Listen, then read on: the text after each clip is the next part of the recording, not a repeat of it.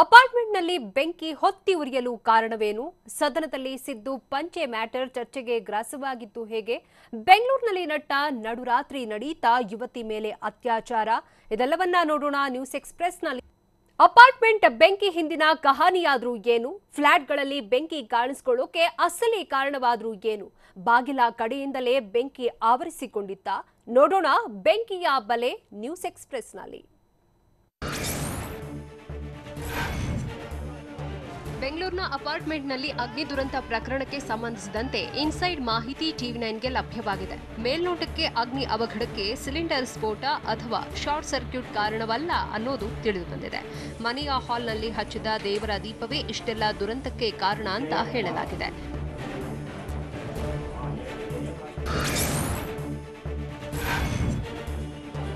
ಅಪಾರ್ಟ್ಮೆಂಟ್ನಲ್ಲಿ short circuit ಆಗಿರುವ ಬಗ್ಗೆ ಯಾವುದೇ ದಾಖಲೆ ಸಿಕ್ಕಿಲ್ಲ. ಅಮೆರಿಕದಿಂದ ಬಂದಿದ್ದ ಭಾಗ್ಯರೇಖಾ ಹಾಲ್ನಲ್ಲಿ ದೀಪ ಹಚ್ಚಿದ್ರು.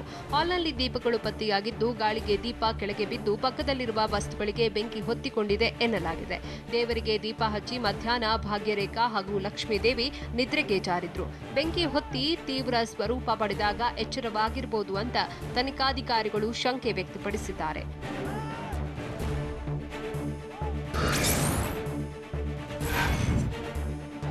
ಬೆಂಗಳೂರಿನ ಅಪಾರ್ಟ್ಮೆಂಟ್ನಲ್ಲಿ ಅಗ್ನಿ ನರ್ತನಕ್ಕೆ ಸಿಲುಕಿ ಫ್ಲಾಟ್ನಲ್ಲಿ ತಾಯಿ ಮಗಳು ಸುಟ್ಟು ಕರಕಲಾಗಿದ್ದಾರೆ.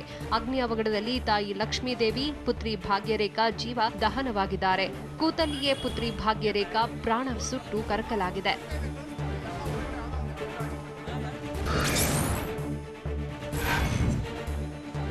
ಅಗ್ನಿ ದುರಂತಕ್ಕೆ ಸಂಬಂಧಿಸಿದಂತೆ ಎಫ್ಎಸ್ಎಲ್ ಅಧಿಕಾರಿಗಳ ತಂಡ ವಿವಿಧ ಪ್ರಕಾರದ 20 ವಸ್ತು ವಶಕ್ಕೆ ಪಡೆದಿದೆ. ವಿಧಿವಿಜ್ಞಾನ ಪ್ರಯೋಗಾಲಯ ಅಧಿಕಾರಿಗಳು ವಸ್ತುಗಳನ್ನು ಸಂಗ್ರಹಿಸಿದ್ದು, ಫ್ರಿಡ್ಜ್ ಸುಟ್ಟಿರೋದನ್ನ ನೋಡಿದರೆ ಅದರಿಂದಲೇ ಬೆಂಕಿ ಹೊತ್ತಿಕೊಂಡಿರುವುದು ಶಂಕೆ ವ್ಯಕ್ತವಾಗಿದೆ. ಮೊದಲ ಸ್ಪಾರ್ಕ್ ಅಲ್ಲಿಂದ ಆಗಿರಬಹುದು ಎಂಬ ಶಂಕೆ ಇದೆ. ಗ್ಯಾಸ್ ಪೈಪ್ ಕೂಡ ಲೀಕ್ ಆಗಿದೆ. ಸಿಲಿಂಡರ್ ಬ್ಲಾಸ್ಟ್ ಆಗಿಲ್ಲ. ಸ್ಟೀಲ್, ಗ್ಲಾಸ್, ಫರ್ನಿಚರ್ ಎಲ್ಲಾ ವಸ್ತು ಸುಟ್ಟು ಕರಕಲಾಗಿದೆ ಅಂತ ವಿಧಿವಿಜ್ಞಾನ ಪ್ರಯೋಗಾಲಯ ಮೂಲಗಳಿಂದ ಮಾಹಿತಿ ನೀಡಿವೆ.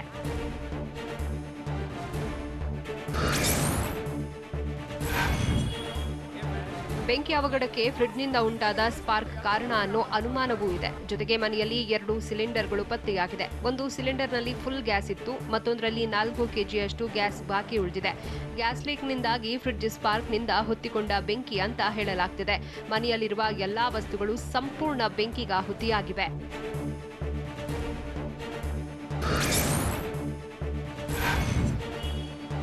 ಅಪಾರ್ಟ್ಮೆಂಟ್ನಲ್ಲಿ ಹೊತ್ತಿಕೊಂಡ ಬೆಂಕಿಗೆ ಕಾರಣ ಏನೆಂದು ಹುಡುಕಾಡುತ್ತಿರುವ ಎಫ್ಎಸ್ಎಲ್ ತಂಡ ಗ್ಯಾಸ್ನ ರೆಗ್ಯುಲೇಟರ್ಗಾಗಿ ಹುಡುಕಾಟ ನಡೆಸಿದೆ.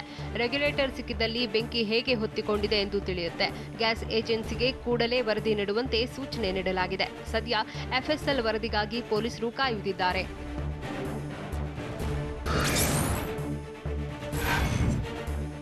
ಬೊಮ್ಮನಹಳ್ಳಿ ಅಪಾರ್ಟ್ಮೆಂಟ್ನಲ್ಲಿ ಬೆಸ್ಕಾಂ ಅಧಿಕಾರಿಗಳು ಶೋಧ ನಡೆಸಿದರು. ಘಟನೆ ನಡೆದ ಮೇಲೆ ಇಡೀ ಅಪಾರ್ಟ್ಮೆಂಟ್ ಪವರ್ ಕಟ್ ಮಾಡಲಾಗಿತ್ತು. ಶಾರ್ಟ್ ಸರ್ಕ್ಯೂಟ್ ಆಗದಂತೆ ಬೆಸ್ಕಾಂ ಮುನ್ನೆಚ್ಚರಿಕಾ ಕ್ರಮ ತೆಗೆದುಕೊಳ್ಳುತ್ತಿದೆ. ಇಡೀ ಅಪಾರ್ಟ್ಮೆಂಟ್ ವಿದ್ಯುತ್ ಮೀಟರ್ ಹಾಗೂ ವೈರ್ ಚೆಕಿಂಗ್ ಮಾಡಿದ್ದು, ವಿದ್ಯುತ್ ಸಂಪರ್ಕ ಕಲ್ಪಿಸಿದ ನಂತರ ಆಡಿಟ್ ಮಾಡಲಾಯಿತು.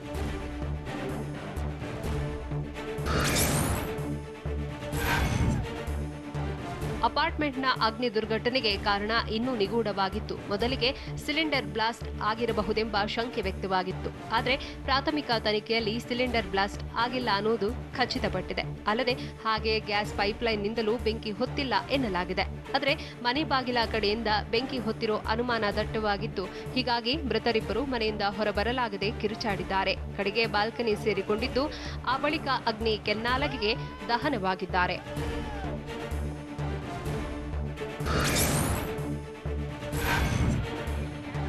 ಅಪಾರ್ಟ್ಮೆಂಟ್ ಒಳಗೆ ಬೆಂಕಿ ಕಾಣಿಸಿಕೊಳ್ತಿದ್ದಂತೆ ಬೆಂಕಿ ಬಿದ್ದಿದೆ ಬನ್ನಿ ಅಂತ ಪತಿ ಭೀಮ್ಸೇನ್ಗೆ ಪತ್ನಿ ಭಾಗ್ಯ ಕರೆ ಮಾಡಿದ್ರಂತೆ. ಪತಿಗೆ ಕಾಲ್ ಮಾಡಿ ಭಾರಿ ಬೆಂಕಿ ಹೊತ್ತಿಕೊಂಡ ಬಗ್ಗೆ ಭಾಗ್ಯ ಗಾಬರಿಯಿಂದ ವಿಷಯ ಮುಟ್ಟಿಸಿದ್ದಾರೆ. ಆದರೆ ಬಾಗಿಲ ಬಳಿಯೇ ಬೆಂಕಿ ಹೊತ್ತಿಕೊಂಡಿದ್ದರಿಂದ ತಾಯಿ ಪುತ್ರಿ ರಕ್ಷಣೆ ಅಸಾಧ್ಯವಾಗಿತ್ತು. ಹೀಗಾಗಿ ಬೆಂಕಿಯ ಮೊದಲ ಕಿಡಿ ಬಗ್ಗೆ ಹಲವು ಅನುಮಾನ ಮೂಡಿದ್ದು, ಮನೆಯಲ್ಲಿದ್ದ ವಸ್ತುಗಳ ಮೇಲಿಗೆ ಶಂಕೆಗೆ ಕಾರಣವಾಗಿದೆ. ಆ ವಸ್ತುಗಳಿಂದಲೇ ಬೆಂಕಿ ಹೊತ್ತಿತ್ತ ಅನ್ನೋ ಪ್ರಶ್ನೆಯೂ ಕಾಡ್ತಿದೆ.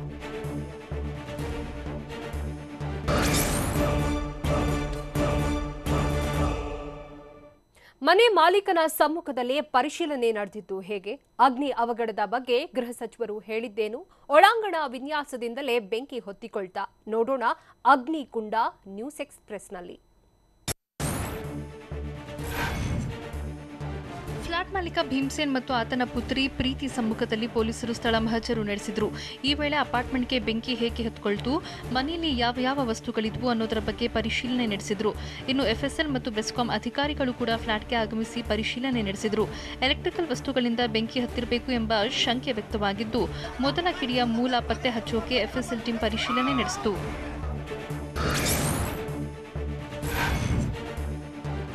ಅಪಾರ್ಟ್ಮೆಂಟ್ ಅಗ್ನಿ ದುರಂತಕ್ಕೆ ಸಂಬಂಧಪಟ್ಟಂತೆ ಟಿವಿ9ಗೆ ಗೃಹ ಸಚಿವ ಆರಗ ಜ್ಞಾನೇಂದ್ರ ಪ್ರತಿಕ್ರಿಯೆ ನೀಡಿದ್ದಾರೆ. ಅಗ್ನಿಶಾಮಕ ಅಧಿಕಾರಿಗಳಿಂದ ಮಾಹಿತಿ ಪಡೆದಿದ್ದೇನೆ. ಮನೆಯಲ್ಲಿದ್ದ 2 ಸಿಲಿಂಡರ್ ಬ್ಲಾಸ್ಟ್ ಆಗಿಲ್ಲ. ಎಲ್ಲಿ ಲೋಪ ಆಗಿದೆ ಅಂತ ಪತ್ತೆ ಹಚ್ಚುವ ಕೆಲಸ ಆಗ್ತಿದೆ. ಸರಿಯಾದ ಸುರಕ್ಷತಾ ಕ್ರಮ ಕೈಗೊಳ್ಳದವರೆಗೆ ಕಟ್ಟಡ ನಿರ್ಮಾಣಕ್ಕೆ ಅನುಮತಿ ಕೊಡಬಾರದು. ಅಪಾರ್ಟ್ಮೆಂಟ್ ಬೆಂಕಿ ದುರಂತದ ಪ್ರಕರಣದಲ್ಲಿ ಯಾರ ತಪ್ಪಿದೆ ಅಂತ ಪತ್ತೆ ಮಾಡ್ತೇವೆ ಅಂತ ಕೂಡ ಗೃಹ ಸಚಿವ ಆರಗ ಜ್ಞಾನೇಂದ್ರ ಹೇಳಿದ್ದಾರೆ.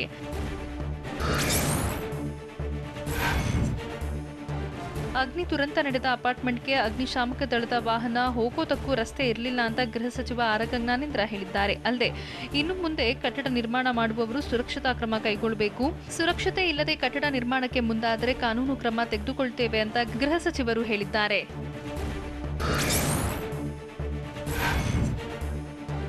ಬೆಂಗಳೂರಿನ ದೇವರಚಿಕ್ಕನಹಳ್ಳಿಯ ಅಪಾರ್ಟ್ಮೆಂಟ್ನಲ್ಲಿ ಬೆಂಕಿ ದುರಂತ ಕೇಸ್ನಲ್ಲಿ ಬಗೆದಷ್ಟು ಮಾಹಿತಿ ಹೊರಬರ್ತಿದೆ. ಅಗ್ನಿ ಕೆನ್ನಾಲಿಗೆಗೆ ಮೃತಪಟ್ಟ ಭಾಗ್ಯ ಮತ್ತು ಲಕ್ಷ್ಮೀದೇವಿ ಕಬ್ಬಿಣದ ಗ್ರಿಲ್ ಇಲ್ಲದಿದ್ರೆ ಬದುಕಿ ಉಳಿತಾ ಇದ್ರು ಅಂತ ಹೇಳಲಾಗಿದೆ. ಬಾಲ್ಕನಿ ಮೂಲಕ ಫ್ಲಾಟ್ಗೆ ಬಾರದಂತೆ ಕಬ್ಬಿಣದ ಗ್ರಿಲ್ ಅಳವಡಿಸಿದ್ರು. ಹೀಗಾಗಿ ಬಾಲ್ಕನಿ ಕಬ್ಬಿಣ ಗ್ರಿಲ್ನಿಂದ ಕವರ್ ಆಗಿದ್ರಿಂದ ತಾಯಿ ಪುತ್ರಿ ಅಪಾಯದಿಂದ ಬಚಾವಾಗೋಕೆ ಸಾಧ್ಯವಾಗಲಿಲ್ಲ.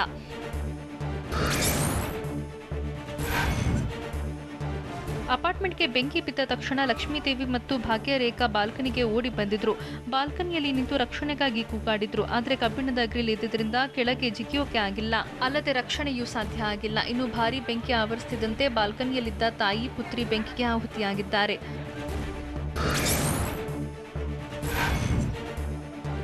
ಅಪಾರ್ಟ್ಮೆಂಟ್ ಒಳಗೆ ಬೆಂಕಿ ಕಾಣಿಸಿಕೊಳ್ತಿದ್ದಂತೆ ಬೆಂಕಿ ಬಿದ್ದಿದೆ ಬನ್ನಿ ಅಂತ ಪತಿ ಭೀಮ್ಸೇನ್ಗೆ ಪತ್ನಿ ಭಾಗ್ಯ ಕರೆ ಮಾಡಿದ್ರಂತೆ.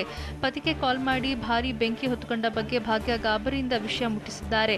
ಆದರೆ ಬಾಗಿಲ ಬಳಿಯೇ ಬೆಂಕಿ ಹೊತ್ತುಕೊಂಡಿದ್ರಿಂದ ತಾಯಿ ಪುತ್ರಿ ರಕ್ಷಣೆ ಅಸಾಧ್ಯವಾಗಿತ್ತು. ಹೀಗಾಗಿ ಬೆಂಕಿಯ ಮೊದಲ ಕಿಡಿ ಬಗ್ಗೆ ಹಲವು ಅನುಮಾನ ಮೂಡಿದ್ದು ಮನೆಯಲ್ಲಿದ್ದ ವಸ್ತುಗಳ ಮೇಲೆಯೇ ಶಂಕೆಗೆ ಕಾರಣವಾಗಿದೆ. ಆ ವಸ್ತುಗಳಿಂದಲೇ ಬೆಂಕಿ ಹೊತ್ತಿತಾ ಅನ್ನೋ ಪ್ರಶ್ನೆ ಕಾಡ್ತಾ ಇದೆ.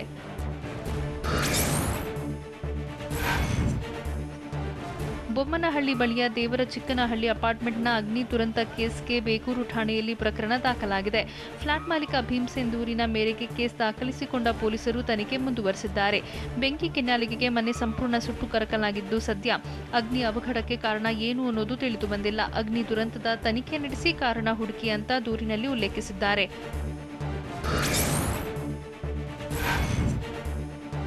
ಮನೆಯೊಳಗೆ ಲಕ್ಷಾಂತರ ರೂಪಾಯಿ ಖರ್ಚು ಮಾಡಿದ್ದ ಭೀಮ್ಸೇನ್ ಇಂಟೀರಿಯರ್ ಡಿಸೈನ್ ಮಾಡಿಸಿದ್ರು.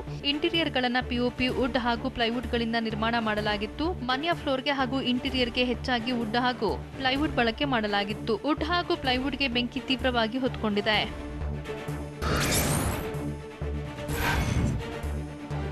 ಮನೆಯಲ್ಲಿ ಇಂಟೀರಿಯರ್ ಡಿಸೈನ್ ಮಾಡಿದ್ದ ವಸ್ತುಗಳೆಲ್ಲ ಪ್ಲೈವುಡ್ ಆಗಿದ್ರಿಂದ ಬೆಂಕಿ ಹೊತ್ಕೊಂಡು ಇಡೀ ಫ್ಲಾಟ್ ಕ್ಷಣಾರ್ಧದಲ್ಲೇ ಹೊತ್ತಿಯುತ್ತಿದೆ. ನಿನ್ನೆ ಕೂಡ ಸಣ್ಣ ಪ್ರಮಾಣದಲ್ಲಿ ಹಾಲ್ನಲ್ಲಿ ಹೊತ್ತಿದ್ದ ಬೆಂಕಿ ಇಂಟೀರಿಯರ್ಗೆ ಅಂಟಿಕೊಂಡು ಸಂಪೂರ್ಣ ಮನೆಯನ್ನ ಭಸ್ಮ ಮಾಡಿದೆ. ಮನೆಯೊಳಗೆ ಭರ್ಜರಿಯಾಗಿ ಇಂಟೀರಿಯರ್ ಮಾಡಿಸಲಾಗಿತ್ತು. ಅಲಂಕಾರಕ್ಕಾಗಿ ಮಾಡಿಸಿದ್ದ ವಸ್ತುಗಳೇ ಜೀವ ಬಲಿ ಪಡೆದುಕೊಂಡಿದೆ.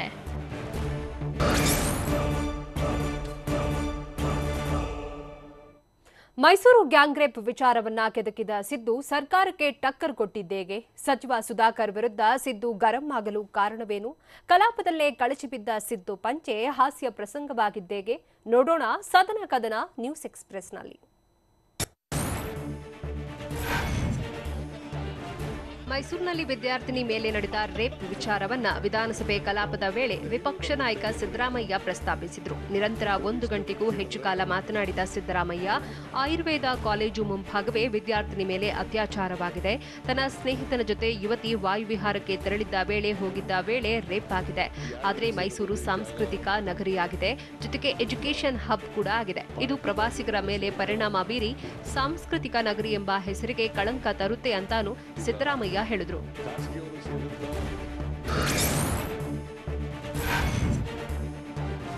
6 ಜನರಿಂದ ವಿದ್ಯಾರ್ಥಿನಿಯ ಮೇಲೆ ಅತ್ಯಾಚಾರವಾಗಿದೆ. ಎಫ್ಐಆರ್ನಲ್ಲಿ ಹುಡುಗನ ಹೆಸರು ಬರೆಯಲಾಗಿದೆ. ಹಾಗಾಗಿ ಸದನದಲ್ಲಿ ಹುಡುಗನ ಹೆಸರನ್ನ ಹೇಳ್ತಿದ್ದೇನೆ. ಹುಡುಗನಿಗೆ ಪ್ರಜ್ಞೆ ಬಂದ ಬಳಿಕ ಯುವತಿಗೆ ಬರುಚಿದ ಗಾಯ ಆಗಿರುವುದು ಗೊತ್ತಾಗಿದೆ. ಆ ಬಳಿಕ ಆರೋಪಿಗಳು ಪ್ರಜ್ಞೆ ಬಂದ ಯುವಕನಿಗೆ ಹಣಕ್ಕೆ ಬೇಡಿಕೆ ಇಟ್ಟಿದ್ದು, ಆಗ ಆ ಹುಡುಗ ಅವರ ತಂದೆಗೆ ಕರೆ ಮಾಡಿದ್ದಾನೆ. 3 ಲಕ್ಷ ರೂಪಾಯಿ ತರುವಂತೆ ಕೇಳಿದ್ದಾನೆ. ಅಂದು ರಾತ್ರಿ 8 ಗಂಟೆ ಸುಮಾರಿಗೆ ಹುಡುಗನ ತಂದೆ ಸ್ಥಳಕ್ಕೆ ಹೋದಾಗ ಆರೋಪಿಗಳು ಕಾಲ್ಕಿತ್ತಿದ್ದಾರೆ ಅಂತ ಸಿದ್ದು ಘಟನೆಯನ್ನ ವಿವರಿಸಿದ್ದಾರೆ.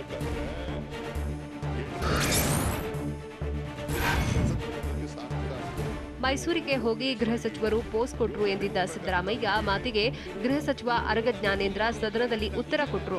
ಮೈಸೂರಿಗೆ ಹೋದ ಮೊದಲ ದಿನವೇ ಪೊಲೀಸರ ಜೊತೆ ಚರ್ಚಿಸಿದೆ. ಮರುದಿನವೂ ಕೂಡ ಮಾತುಕತೆ ನಡೆಸಿದೆ. ಪೊಲೀಸರು ಅಧಿಕಾರಿಗಳನ್ನ ನನ್ನ ಜೊತೆ ಕೂರಿಸಿಕೊಂಡ್ರೆ ಅವರು ಕೆಲಸ ಮಾಡೋದು ಬೇಡವಾ ಅಂತ ಆರಗ ಜ್ಞಾನೇಂದ್ರ ಪ್ರಶ್ನಿಸಿದ್ರು. ಅಲ್ಲದೆ ಕೃತ್ಯ ನಡೆದ ಸ್ಥಳಕ್ಕೆ ಹೋದ್ರೆ ಸರಿಯೋಗಲ್ಲ ಅಂತ ಕೆಲ ಕಾನೂನು ತಜ್ಞರು ಹೇಳಿದ್ರು. ಇನ್ನು ಕೆಲವರು ನೀವು ಹೋಗಿಲ್ಲ ಅಂದ್ರೆ ಕಷ್ಟ ಆಗುತ್ತೆ ಎಂದ್ರು. ಹಾಗಂತ ನಾನು ಪೋಸ್ ಕೊಟ್ಟಿದ್ದೆ ಅಂದ್ರೆ ಏನರ್ಥ ಅಂತ ಸಿದ್ದು ಮಾತಿಗೆ ಗೃಹ ಸಚಿವ ಆರಗ ಜ್ಞಾನೇಂದ್ರ ಬೇಸರ ವ್ಯಕ್ತಪಡಿಸಿದರು.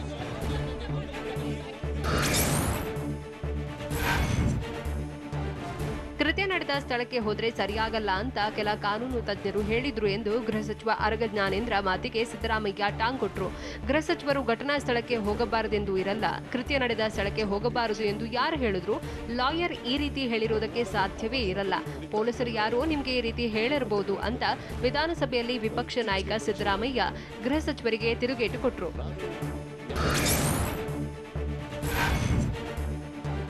ಅತ್ಯಾಚಾರದ ಬಗ್ಗೆ ಅಪ್ಪಯ್ಯ ದೂರು ಕೊಟ್ಟಿದ್ದಾನೆ. ಘಟನೆ ನಡೆದ ಜಾಗ ಯಾರ ವ್ಯಾಪ್ತಿಗೆ ಬರುತ್ತದೆ ಅನ್ನೋದು ಗೊತ್ತಿಲ್ಲ. ಇವರು ಇನ್ನೆಂತಹ ಪೊಲೀಸ್ ಕೆಲಸ ಮಾಡ್ತಾರೆ, ಇವರಿಂದ ಇನ್ನೆಂತಹ ರಕ್ಷಣೆ ಸಿಗೋಕ್ ಸಾಧ್ಯ? ಪೊಲೀಸರು ಯುವತಿ ಸ್ಟೇಟ್ಮೆಂಟ್ ತೆಗೆದುಕೊಂಡಿಲ್ಲ, ಯುವತಿ ಹೇಳಿಕೆ ಯಾಕೆ ತೆಗೆದುಕೊಳ್ಳಲಿಲ್ಲ ಎಂದು ಸಿದ್ದರಾಮಯ್ಯ ಪ್ರಶ್ನಿಸಿದರು. ಈ ವೇಳೆ ಮಧ್ಯಪ್ರವೇಶಿಸಿದ ಸಚಿವ ಸುಧಾಕರ್, ಯುವತಿ ಮೇಲೆ 6 ಜನ ಅತ್ಯಾಚಾರ ಮಾಡಿದ್ದಾರೆ, ಸಿಚುವೇಶನ್ ಸ್ಟೇಟ್ಮೆಂಟ್ ಮಾಡೋಕೆ ಸಾಧ್ಯವೇ ಎಂದು ಸಚಿವ ಸುಧಾಕರ್ ಪ್ರಶ್ನಿಸಿದರು.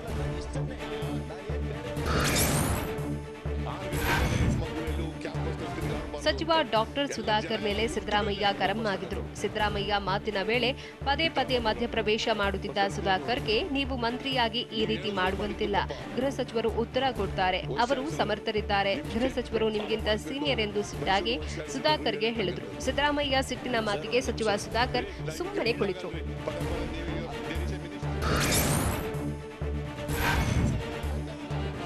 ಮೈಸೂರು ಗ್ಯಾಂಗ್ ರೇಪ್ ಪ್ರಕರಣಕ್ಕೆ ಸಂಬಂಧಪಟ್ಟಂತೆ ಮಾತನಾಡುತ್ತಿದ್ದ ವೇಳೆ ಸಿದ್ದರಾಮಯ್ಯ ಪಂಚೆ ಬಿಚ್ಚಿಕೊಂಡು ಸದನ ಕೆಲಕಾಲ ನಗೆಗಡಲಲ್ಲಿ ತೇಲಿತು. ಪಂಚೆ ಜಾರಿದ್ದನ್ನ ಗಮನಿಸಿದ ಡಿಕೆ ಶಿವಕುಮಾರ್ ಸಿದ್ದರಾಮಯ್ಯ ಬಳಿ ಬಂದು ಕಿವಿಯಲ್ಲಿ ಹೇಳಿದ್ರು. ಆ ಬಳಿಕ ಸಿದ್ದರಾಮಯ್ಯ ಕುಳಿತುಕೊಂಡು ಪಂಚೆ ಕಟ್ಟಿಕೊಂಡ್ರು. ಪಂಚೆ ಬಿಚ್ಚಿದೆ, ಸರಿ ಮಾಡ್ಕೊಳ್ತೇನೆ ಎಂದ್ರು. ಅಲ್ಲದೆ ಎದುರಿಗೆ ಕುಳಿತಿದ್ದ ಈಶ್ವರಪ್ಪಗೆ ಪಂಚೆ ಬಿಚ್ಚಿ ಹೋಗಿದೆ ಅಂತ ಸಿದ್ದು ಕಿಚಾಯಿಸಿದ್ರು.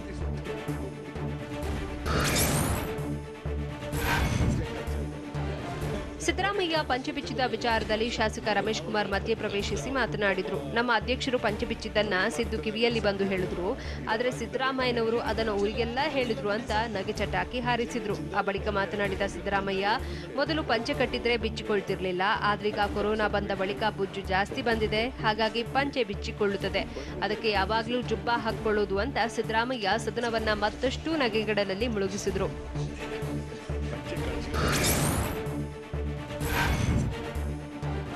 ಬೆಂಗಳೂರು ನಗರದಲ್ಲಿ 123 ಕೆರೆಗಳು ಮಂಗಮಾಯ ಆಗಿವೆ ಅಂತ ವಿಧಾನ ಪರಿಷತ್ನಲ್ಲಿ ಕಂದಾಯ ಸಚಿವ ಆರ್ ಅಶೋಕ್ ಮಾಹಿತಿ ನೀಡಿದರು.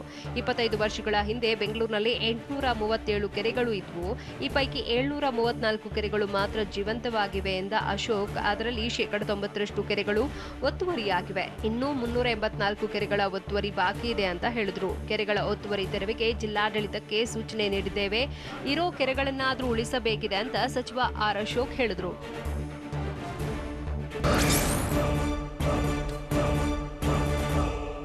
ಬೆಂಗಳೂರಲ್ಲಿ ಯುವತಿ ಅತ್ಯಾಚಾರ ಕೇಸ್ನಲ್ಲಿ ಆರೋಪಿ ಚಾಲಕ ಖಾಕಿ ಖೆಡ್ಡಾಗೆ ಬಿದ್ದಿದ್ದು ಹೇಗೆ?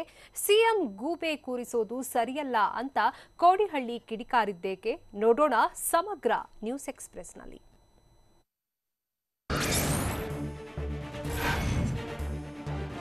ಬೆಂಗಳೂರಿನಲ್ಲಿ ಯುವತಿ ಮೇಲೆ ಕ್ಯಾಬ್ ಚಾಲಕನೇ ಅತ್ಯಾಚಾರ ಮಾಡಿರೋ ಆರೋಪ ಎದುರಾಗಿದೆ. ಮನೆಗೆ ಹೋಗಲು ಎಚ್ಎಸ್ಆರ್ ಲೇಔಟ್ನಿಂದ ಮುರುಗೇಶ್ ಪಾಳ್ಯಕ್ಕೆ ಕ್ಯಾಬ್ ಬುಕ್ ಮಾಡಿದ್ದ ಯುವತಿ ಪಾನಮತ್ತಳಾಗಿದ್ರಿಂದ ಮನೆ ಬಳಿ ಇಳಿದಿಲ್ಲ. ಆಗ ಯುವತಿಯನ್ನ ನಿರ್ಜನ ಪ್ರದೇಶಕ್ಕೆ ಕರೆದೊಯ್ದು ಚಾಲಕ ಯುವತಿ ಮೇಲೆ ಅತ್ಯಾಚಾರ ನಡೆಸಿರುವ ಶಂಕೆ ವ್ಯಕ್ತವಾಗಿದೆ.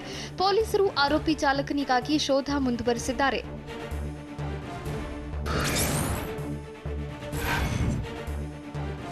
ಯುವತಿ ಮೇಲಿನ ಅತ್ಯಾಚಾರ ಕೇಸ್ನಲ್ಲಿ ಆರೋಪಿ ಕ್ಯಾಬ್ ಚಾಲಕನನ್ನ ಪೊಲೀಸರು ವಶಕ್ಕೆ ಪಡೆದಿದ್ದಾರೆ.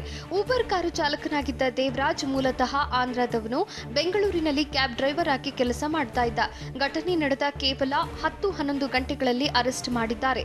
ಅಪಾರ್ಟ್ಮೆಂಟ್ನಲ್ಲಿ ಕಾರು ನಿಲ್ಲಿಸದೆ ಪಕ್ಕದ ರಸ್ತೆಯಲ್ಲಿ ಕಾರು ನಿಂತಿರೋದಾಗಿ ಯುವತಿ ಹೇಳಿದ್ದಾಳೆ. ಕಾರು ಬುಕ್ ಮಾಡಿದ್ರಿಂದ ಹಿಡಿದು ಆತ ಎಸ್ಕೇಪ್ ಆಗುವವರೆಗೂ ಎಲ್ಲ ವಿವರಗಳನ್ನು ನೀಡಿದ್ದಾರೆ.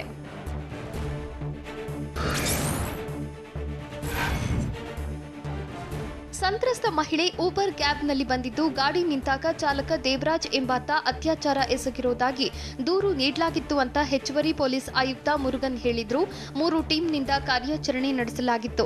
ಬೆಳಗಿನ ಜಾವ 3:30 ಸುಮಾರಿಗೆ ಘಟನೆ ನಡೆದಿದೆ. ಸಂತ್ರಸ್ತ ಯುವತಿ ಗೆಳತಿ ಮನೆಗೆ ಹೋಗಿ ವಾಪಸ್ ಆಗ್ತಿದ್ದ ವೇಳೆ ಕಾರು ಬುಕ್ ಮಾಡಿದ್ಲು. ಘಟನೆ ಬೆಳಕಿಗೆ ಬಂದ ಕೂಡಲೇ ಪೊಲೀಸರ ಕ್ಷಿಪ್ರ ಕಾರ್ಯಾಚರಣೆ ನಡೆಸಿ ಆತನನ್ನ ವಶಕ್ಕೆ ಪಡೆದಿದ್ದಾರೆ.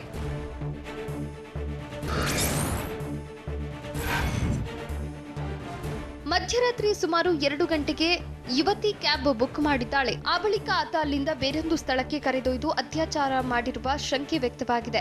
ಯುವತಿ ಎಚ್ಚರಗೊಂಡು ಆತನ ಮೊಬೈಲ್ ಕಸಿದುಕೊಂಡಿದ್ದಾಳೆ. ನಂತರ ಆತ ಅಲ್ಲಿಂದ ಎಸ್ಕೇಪ್ ಆಗಿದ್ದಾನೆ. ಕಸಿದ ಮೊಬೈಲ್ ಸಮೇತ ಆಕೆ ಜೀವನ್ ಭೀಮಾ ನಗರ ಪೊಲೀಸ್ ಠಾಣೆಗೆ ದೂರು ನೀಡಿದ್ದಾಳೆ. ದೂರು ಸಂಬಂಧ ಪೊಲೀಸರು ತನಿಖೆ ಚುರುಕುಗೊಳಿಸಿದ್ರು.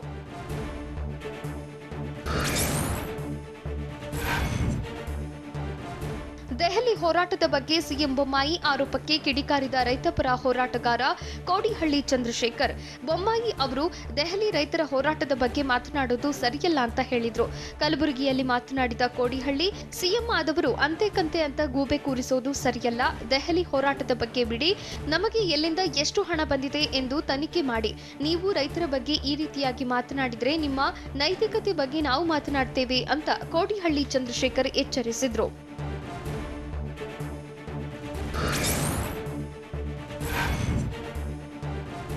ಮೈಸೂರಿನ ವಾಣಿಜ್ಯ ತೆರಿಗೆ ಕಚೇರಿಗೆ ಬಾಂಬ್ ಇಟ್ಟ ಪತ್ರದಿಂದಾಗಿ ಆತಂಕ ಹೆಚ್ಚಾಗಿತ್ತು. ಅಲರ್ಟ್ ಆದ ಪೊಲೀಸರು ಇಡೀ ಕಚೇರಿಯನ್ನ ಜಾಲಾಡಿದ್ರು. ಕಚೇರಿಯಲ್ಲಿ ಮೊದಲ ಹಂತದ ತಪಾಸಣೆ ಕಾರ್ಯದಲ್ಲಿ ಕಚೇರಿಯಲ್ಲಿ ಯಾವುದೇ ರೀತಿಯ ಸ್ಫೋಟಕ ಪತ್ತೆಯಾಗಿಲ್ಲ ಅಂತ ಡಿಸಿಪಿ ಪ್ರದೀಪ್ ಗುಂಟಿ ಹೇಳಿದ್ರು. ಇದು ಹುಸಿ ಬಾಂಬ್ ಬೆದರಿಕೆ ಪತ್ರ ಎಂದು ಅನ್ನಿಸ್ತಾ ಇದೆ. ಹುಸಿ ಬಾಂಬ್ ಬೆದರಿಕೆ ಪತ್ರದ ಬಗ್ಗೆ ತನಿಖೆ ನಡೆಸಲಾಗುವುದು ಅಂತ ಡಿಸಿಪಿ ಹೇಳಿದ್ರು.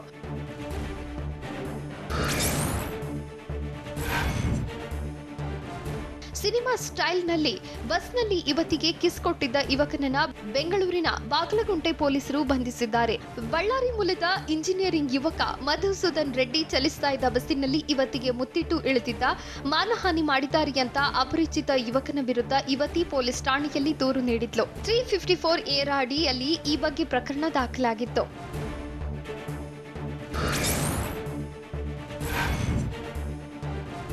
ರನ್ನ ಸಹಕಾರಿ ಸಕ್ಕರೆ ಕಾರ್ಖಾನೆ ಆರಂಭಕ್ಕೆ ಒತ್ತಾಯಿಸಿ ಸಕ್ಕರೆ ಕಾರ್ಖಾನೆ ಕಾರ್ಮಿಕರು ಮತ್ತು ರೈತರು ವಿನೂತನ ರೀತಿ ಧರಣಿ ನಡೆಸಿದ್ರು. ಬಾಗಲಕೋಟೆ ಜಿಲ್ಲೆ ಮುಧೋಳ ತಾಲೂಕಿನ ಮೇಟಗುಡ್ಡ ಗ್ರಾಮದಲ್ಲಿ ಭಿಕ್ಷಾಟನೆ ಮಾಡಿ ಪ್ರತಿಭಟನೆ ನಡೆಸಲಾಯಿತು. ಟವೆಲ್ ಹಿಡಿದು ಪ್ರತಿಭಟನಾಕಾರರು ಭಿಕ್ಷಾಟನೆ ಮಾಡಿದ್ರು.